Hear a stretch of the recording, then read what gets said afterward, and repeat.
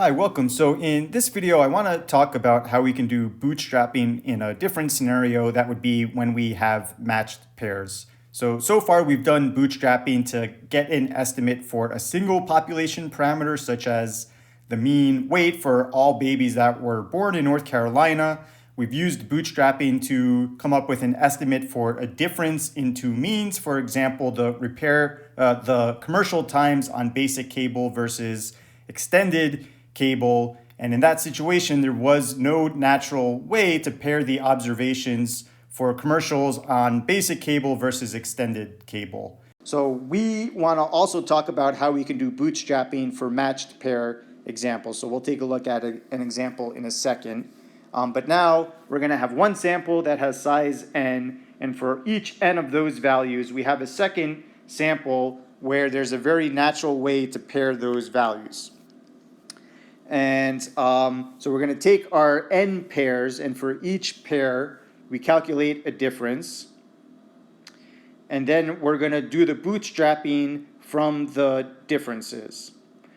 So then we're going to calculate the mean of the differences, record that value, and then repeat it again. So let's take a look at an actual data set, and that might help clarify this process. And we're going to re-investigate the example with the wetsuits that we looked at when we did permutation tests. So this was the case where they came out with a new wetsuit that some swimmers wanted to use in the Olympics, and they were curious to see whether that wetsuit gave an unfair advantage. And so what's being recorded in each of these values is, here's a swimmer. They swam wearing the new fancy wetsuit, and their maximum velocity with that wetsuit was 1.57.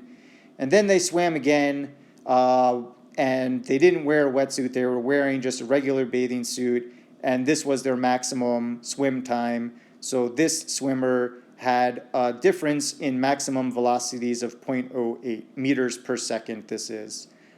So they swam a little faster with the wetsuit, and they did this with a total of 12 different people. And in case you're curious, they randomized for each swimmer whether they swam first with the wetsuit or they swam first with like a regular bathing suit. So there was no fatigue that should have caused any confounding in this. So what bootstrapping would look like here, I've got 12 matched pairs. For each of the matched pairs, I have differences. And so now I'm going to create a bootstrap sample of the differences. So one possibility could be that I get 0.1, and then I get 0.1, and then I get 0.11, and then I get 0.05, and then I get 0.08, 0.08 again, 0.1, and I should do this repeating until I have a total of 12 values. So I think I'm definitely short here.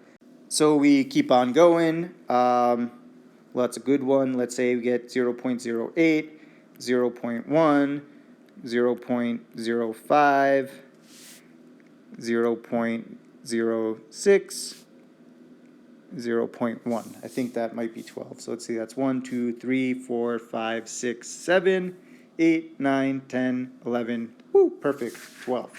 So this would be a possible bootstrap sample for this matched pair. Okay, so now we're not randomly picking individual swimsuit times. What we're picking randomly with replacement are differences for those pairs.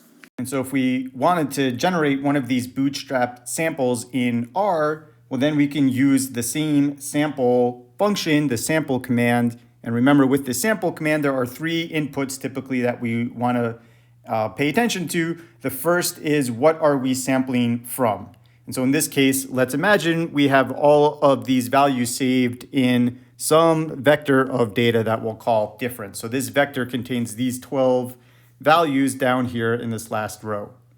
Then we need to indicate how many values are we selecting, and since we want our bootstrap sample to be the same size as the original, which had 12 pairs, we're going to pick 12 values. And then lastly, we want to be sure that in this case with bootstrapping, we are picking with replacement. So each time we pick a value, we are going to place it back in. So we're going to set that replace command equal to true. So each time we pick a bootstrap sample, we're going to go to the vector difference, pick out 12 values with replacement. And so in class, we'll see how we can write the R code to generate this, 10,000 different times.